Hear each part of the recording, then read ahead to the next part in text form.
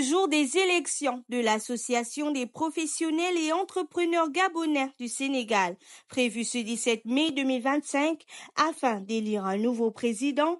Une causerie inédite a rassemblé à Dakar les membres de la communauté gabonaise ce mardi 6 mai du côté de Liberté 6 Extension autour d'un candidat porteur de renouveau. Entrepreneurs, jeunes professionnels ont pris la parole pour débattre des enjeux, partager leurs attentes et esquisser ensemble une vision ambitieuse pour l'avenir de l'association. Ce reportage donne parole à 4 intervenants clés et plonge au cœur d'un moment citoyen fort entre dialogue franc et espoir collectif. C'est ici, dans ce restaurant africain nommé Samba Africa, que plusieurs entrepreneurs et professionnels se sont rassemblés autour d'une causerie, celle de discuter sur des questions importantes autour de l'entrepreneuriat.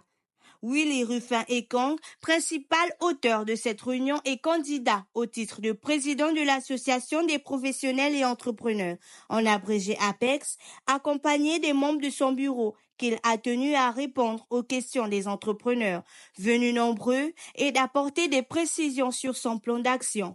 En effet, le candidat est revenu brièvement sur son parcours associatif et professionnel. J'ai été le vice-président, le colistier du président Nicolas Mandi, qui est maintenant au Gabon. Et durant cette mandature, on a eu, si je peux me permettre, grâce également au travail qu'on a abattu, on a pu être invité au dialogue national, comme je l'ai dit tantôt. Le président Nicolas Mandi est rentré au moment où on a reçu l'invitation du président pour le dialogue national inclusif. Les thématiques abordées étaient de mettre à disposition un fonds d'investissement, la légalisation des entreprises, le coaching et des ateliers de formation, sans oublier la valorisation des femmes leaders, sont des axes phares du plan d'action du candidat. Lors de la mandature passée, on s'était dit, nous allons faire ce qu'on appelle la campagne d'enrôlement. Et nous l'avons fait. Quand je parle de campagne d'enrôlement, nous sommes partis dans des endroits où on sait qu'il y a le maximum de Gabonais en termes professionnels, mais également en termes d'entrepreneuriat. On a fait des centres d'appel.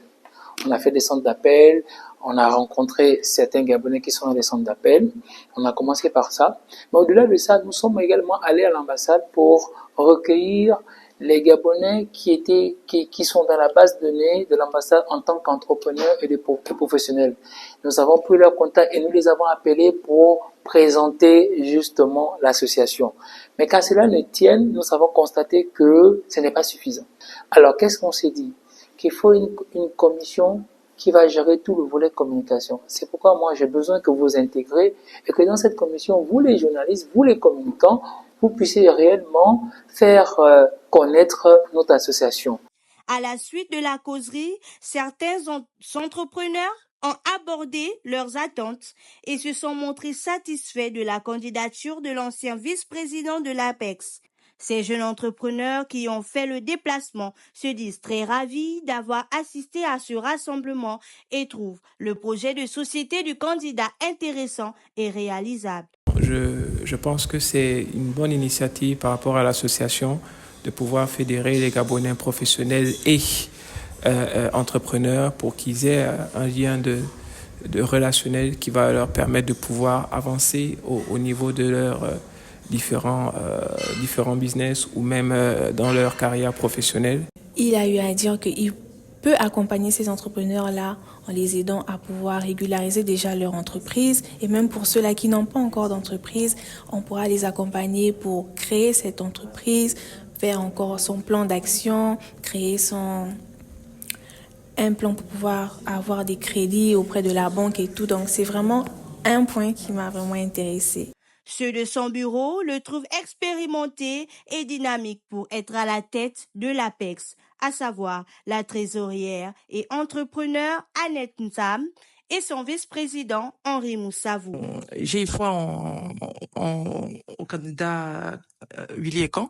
Pourquoi? Parce que je pense que c'est quelqu'un qui a la carrure et la capacité de porter l'association de par son expérience déjà, parce qu'il a été vice-président dans l'ancienne mandature, qui a fait de très bons travail, il faut qu'on se le dise, qui a eu de très très bons résultats et qui a déjà porté l'association à un certain niveau. Et je pense que lui, pour cette nouvelle mandature, en tant que président, montera encore d'un cran, d'accord, l'association, et pourra terminer tous les travaux et tous les projets que l'ancienne mandature n'a pas eu le temps de terminer. Le président Willy, qui se présente aujourd'hui à l'Assemblée des personnes entreprenantes ou professionnelles, est une personne aguerrie à la gestion. En tant que DAF dans son ONG, c'est quelqu'un qui est un manager émérite.